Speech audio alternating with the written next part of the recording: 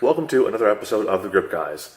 In this one, Riccardo and I talked for about 45 minutes, so rather than have you fall asleep 15 minutes in, we cut the episode in half and made it two parts. In the first part, Riccardo talks about his trip to Luumaki, Finland for the Bonehill Grip Contest, and in the second part, we talk about bringing an arm lifting competition to the Arnold Classic in 2019. What? That's going to be awesome, so keep an eye out for the invitations rolling out to those top grip and arm lifting athletes in the next couple of weeks. Apologies in advance for the audio and film quality on my end. Riccardo has his stuff set up well, but I was moving into a temporary apartment in Austin, Texas. Look at all the boxes and all the shit we have to unpack still. I cannot wait to be drowning in a sea of trash. Enjoy, and hit us up on thegripguys.net on the internet and at gripguys on Instagram. Thanks.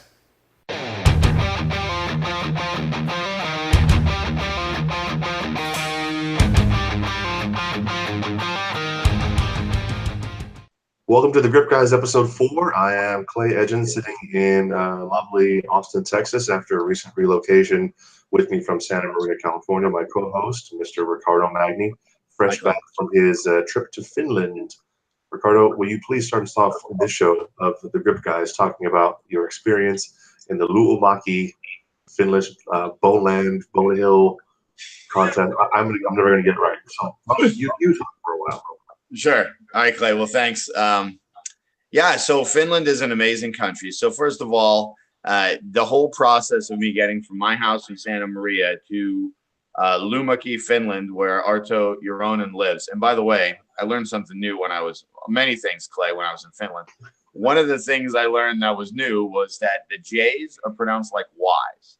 So for those of us that live in California or speak Spanish, it's not Jesus and Julio, it's Jesus and, or Jesus and Julio, it's Jesus and, I can't even say it wrong, Jesus and Julio.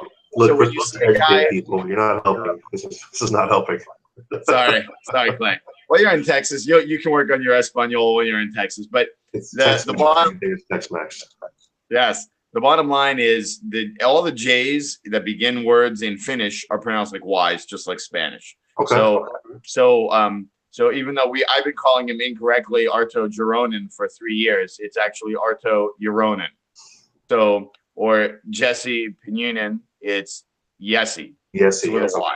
Yeah. So, and I called him the wrong thing in person a few times. I'm just not used to it. So, like Yoni Mahanen is not Joni. You've been calling me Edging Clay in Russia for like 3 years now. I don't say shit. Yeah, they don't. They definitely don't. But yeah, so let's recap. So it took me about 24 hours to get there door to door. So my house is 3 hours away from LAX airport. And then you go in the customs and the waiting and the security and the this and the that. And you got to get there early so you don't miss your flight. And then I flew from LAX. I flew to Stockholm in Sweden. And that's about 10-hour and 45-minute flight. Okay. And then some waiting in Stockholm for the transfer to Helsinki. And then I had to wait for Thomas Larson and his friend Espen to show up because we rented a car together. And he's from Norway. He's a fantastic lifter. And then we drove the 2 hours and a little more to Arto's house. So it took about a full week. Is it one of those cars where the steering wheel's on the passenger side, an American car, or was it a regular left-hand drive? Regular lefty. No British magic on this one. It was a regular lefty steering wheel. And so it was interesting because the Norwegian guys' phone, and I hung out with them for the whole weekend, their Google Maps wasn't as ideal as it could have been. And I don't know exactly why, but I don't think Google Maps goes out to the fjords. Yeah, we definitely. Oh no! Arto lives on a dirt road, off of a dirt road in the middle of a forest, and it was like turn here on this dirt road, and it was right. So Google Maps knew what it was doing in Finland, that's for sure. But I think the Norwegians didn't know what they were doing as much. Little bit of user error. That's okay. We got some extra scenic turns. I'm sure I would have done worse since I have a horrendous sense of direction. So I was more than happy to be sitting in the back seat, letting them figure out how to go. So, but no, we got to Arto's, and then we had some sausages at Arto's house, and sausages are very popular in Finland, super popular. But their version of sausages is what I think Americans would call wieners, like the those European, Scandinavian. They're not like hearty, like steak size sausages. No, they're like Oscar Mayer basic. Correct. Yeah, ballpark, ready to go right out of the pack. I don't know, when I'm in Russia, I try to slice them like the diagonal way to look a little more appealing, but it's still hot dogs, bro. They're hot dogs, exactly. Yeah. So I consumed many of those over the field trip there in Finland. So anyway, I left the U.S. on Wednesday, and because it's a 10-hour time difference, I got to Finland on a Thursday, and and then the daylight is an issue over there because it's obviously very far north, so it's going to be daylight longer. It's not like California where it gets dark at 8 o'clock and then the sun comes out at 6. It's definitely daylight longer than that in Finland. So I messed up my sleeping a little bit, but whatever. Friday we hung around and helped Arto set up the contest venue. The contest venue was a gym that was used by a school. I think it was a middle school and high school combined, but I'm not really sure. And it had a million lines on it for different sports, like team handball, and I think they play some indoor field hockey game that's like ice hockey and field hockey without the ice or the field. I don't know exactly what they do. They have basketball hoops in the gym too. So it was a nice sized gym, and they had bleachers that they pulled out for the spectators. And so we helped Arto set up the contest, and then it was myself and there was about 20 guys helping and women helping set up the contest. And so that was nice. And then we went to pizza. And Clay, I know you appreciate food as much as I do. Yes. And so I want to share this pizza story with you. So we went to the pizza place nearby Arto. Arto said it was very good pizza. And so we went to the pizza place. And as you know, Arto likes to eat as well. So we went to the pizza place, and immediately the guy was like Sherlock Holmes. He figured out that I was American, and I ordered cheese pizza because that's honestly the kind of pizza that I like. And he's like, "Oh no, I'm going to make you American style pizza, and I'm going to make it big." And I said, "Oh great, I love it. That's fine." He goes, "Do you want that?" And I said, "Yes." So for I think 5 people that went with us to eat, everyone got American style pizza, regardless of what they wanted. And this man's interpretation of American style pizza was Canadian bacon and pineapple. So like a Hawaiian. Yes. You couldn't even further American, I think. And we don't want to get anybody pissed off by saying pineapple belongs on pizza, but it does because it's delicious. But if you take an East Coaster, and we love you for it regardless, to Finland and then try to sell you a pizza from Hawaii. Yes. I don't know. Was it any good? It was interesting. I was very hungry, so of course I ate the whole thing. But everyone got it, and it had an interesting combination of cheeses, none of which I think I've ever consumed on a pizza before. There were no cheeses from a cow source, I bet. I don't know. I asked Thomas if he thought it was goat cheese, and he said no. But I don't know what kind of cheese it was, but whatever. It got the job done. And did you see any cows in Finland? If not, it's not cow cheese. Not one cow. Correct. Not cow cheese. Yeah. So I saw many trees, though, pine trees, many, millions of pine trees and many lakes. It's a beautiful country, and it's very not populated. So as far as that goes, it's super. It's probably like a Wyoming type of a place where a lot of nature, open space, a lot of open space and not so many people. It's really, really beautiful. Except Wyoming has mountains, Finland has no mountains. So competitors were there to contest. There were there were 31 guys and I think 8 women, so 39 total. Yeah, it was a huge contest. Like a very wide open country like Finland, 31 men and a bunch of women competing. That's pretty significant. People come out into the woods and find Arto's Dirt Road and go to this high school and eat bad pizza just to get grips and stuff. Were these like kind of newbies, or were these all kind of established competitors? And I know there's some really big competitors out there in Finland. This was a very high level contest, Clay. There were also 7 different countries represented as well. I wasn't the only international person there.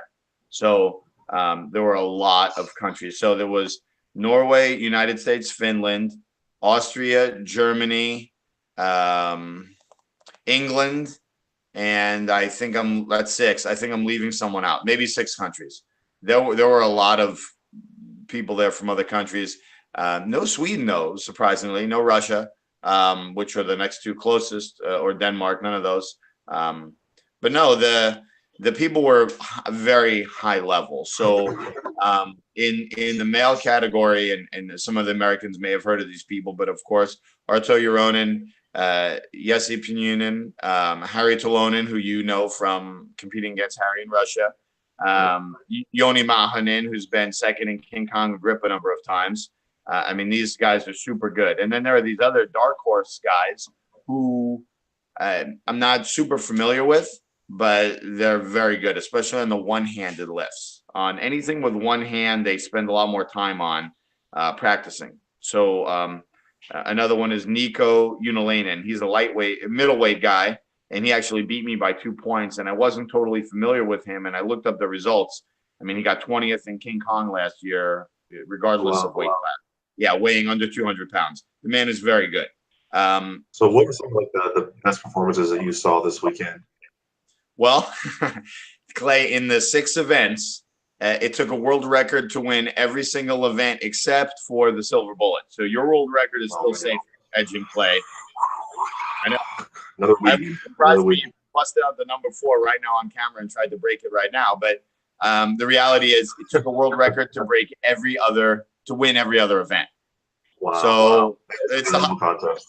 Yeah, it's the highest level contest I've ever been in terms of absolute performance, right? So I've been in contests where other records have been set, but not in every single event. I mean, it's insane. So yeah. I think the best one was probably the 80 millimeter Silarukov pinch block, because the world record was 104 kilos, and 3 guys did that. And then Thomas Larsson broke his record with one, and he had the record. He broke it with 109, and then Harry broke it with 11.85.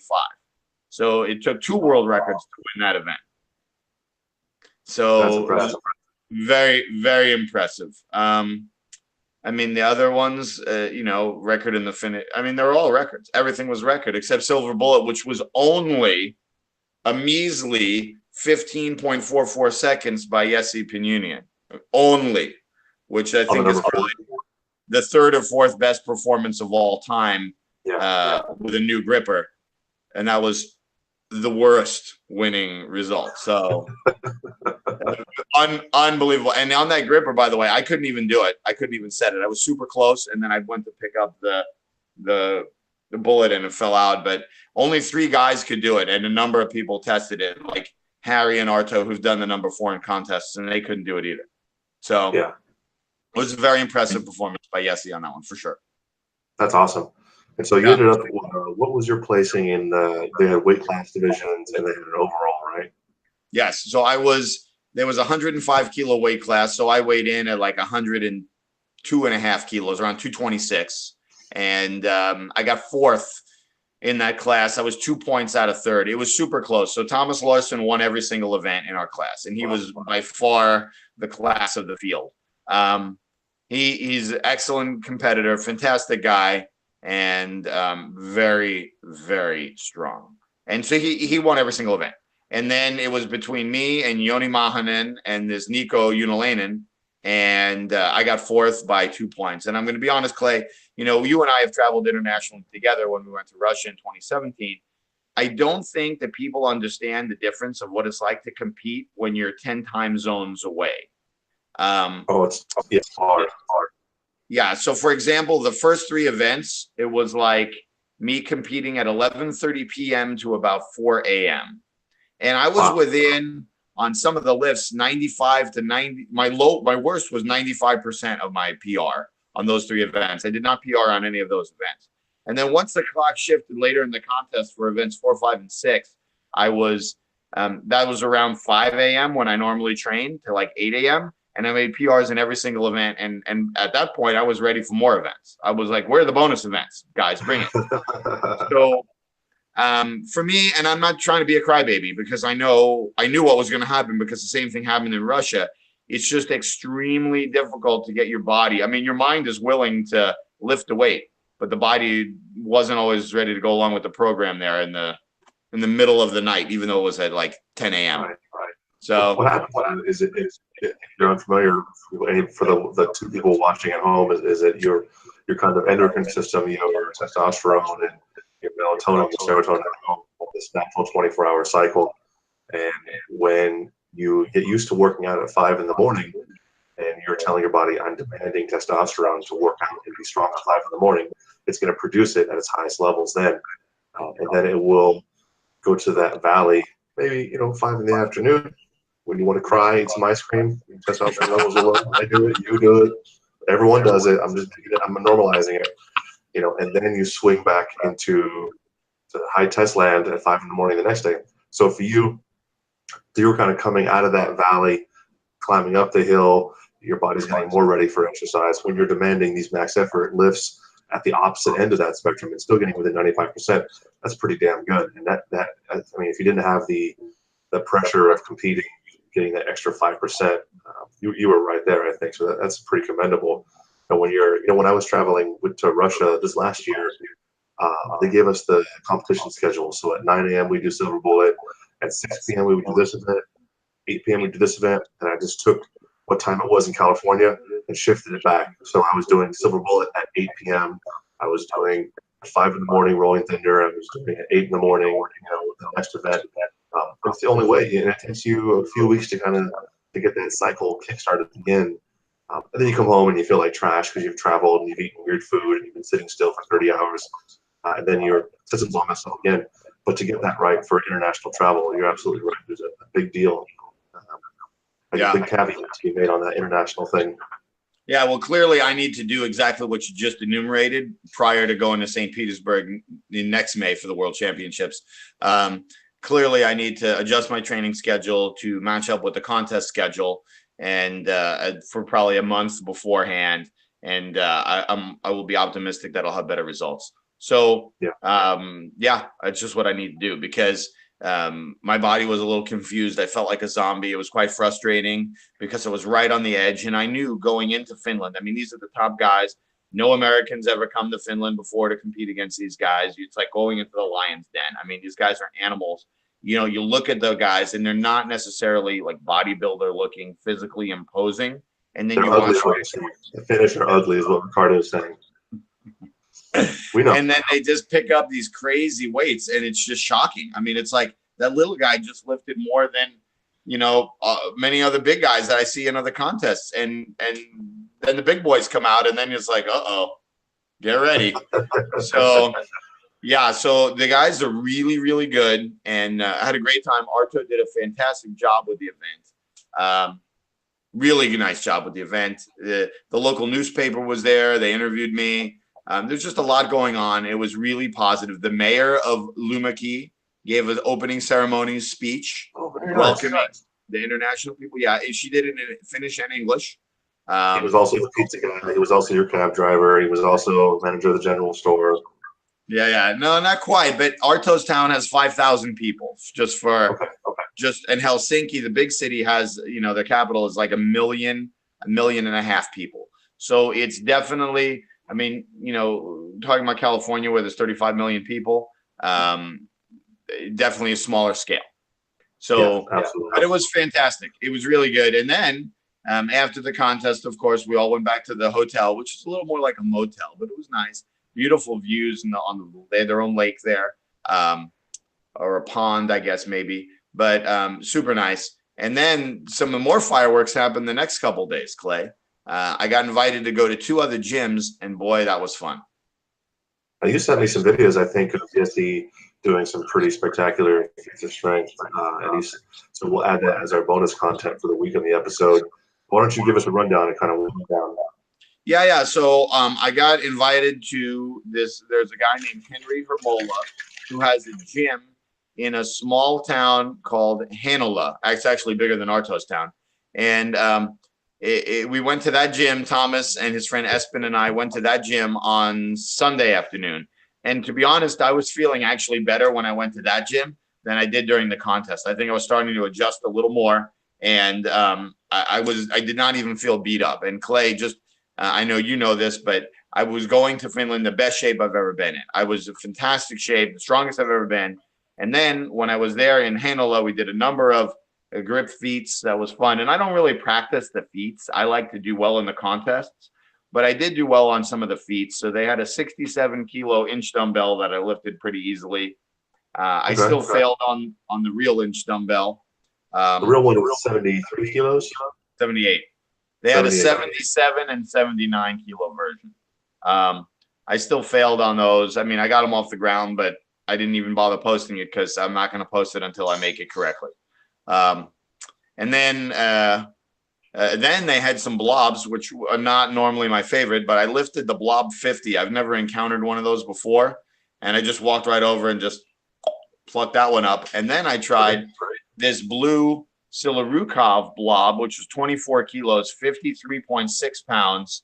And I've seen the international guys lifting those blue Silarukov ones. And I lifted that easy in the first try too. And yes, he thought that was real good because most people can't just walk over and lift that thing. So that was good. Let's see, what else did we have there? They had these two freshly painted, brand new green Lyoko 50 kilo plates. And if you recall back in 2014, when I went to my very first grip contest that you put on at the California Strongest Hands, that was one of the events, was holding 100-pound plates for time. Well, these were 110-pound plates and slippery, and I lifted them up very easily. I didn't hold them for time because I didn't want to wear out the rest of my grip for the feats, but it was pretty fun. I lifted this real shallow hub 5-inch Lyoko 20 kilo plate very easily. That and the other access to the Lyoko plates I haven't seen those here in the US. Is there another plate that you can equate to what we see in gyms here? Are they more like a hammer or like a cap? Okay, yeah. So no. I would say they're similar to a York hub that Brian Shaw lifted a while back, except the York ones are bare metal and these ones are painted and a little more tricky, I think. And 5-inch hub is a big hub. I would say that it's the thickness of like an Ivanko or Rogue competition plate, but the hub is different. Just the way the plate is made is different. I see. Yeah. So, if you would think of like maybe like the Jed Johnson bull ring or something like that but built into the plate. Right. So you have to pick it up straight from the floor. It's not, just some lift off a carabiner. It's a little more tricky and it's painted. It's not just metal. So it was quite challenging. And I lifted it pretty casually without even chalk. But I think most people can't do that. But yeah, it was great. You made it back there safe. We had so much fun talking training and talking. And Thomas Larson they had these super wide 45-pound plates. He pinched those easily. I just barely broke him off the ground, but that's why he's Mr. Wide Pinch. I mean, his hands are almost 9 inches long. I mean, he's like a Norwegian Mark Felix. I mean, it's pretty crazy. Yeah. So let's bring it back to the US. So we got some things coming up on the calendar for Armlifting USA and for the Can I toss in one more Finland thing real quick? Yeah. Then the next day I went to this guy who you met, Levi Earl, who's opened the gym at PHI right there in Helsinki. It's actually in a town next to Helsinki called Vantaa. And Harry Tolonen invited me to train with him. And we had just a little mini 3-hour grip session there at that gym. And it was amazing. We had a great time training. We gave each other some technique tips. And it was very nice that Levi invited me into the new gym. A very nice gym. And that's a very nice facility. And I hope his clientele base continues to grow. But yeah, I just wanted to publicly thank them. Yeah, we had a lot of fun that day too. A lot.